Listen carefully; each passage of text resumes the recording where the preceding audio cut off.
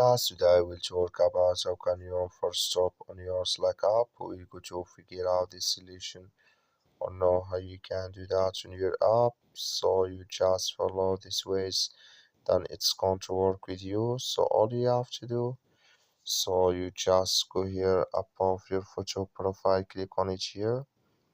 When you just click on it here, it's going to take you to this list. It's going to show for you like this. And all you have to do now, so you just click here on preferences here, click on it, then it's going to take you to this list. It's going to show for you like this. Then you go down, just keep going down here.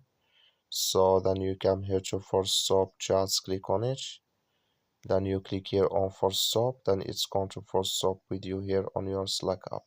So that's all you have to do. That's all. I wish you a great. Thank you for watching.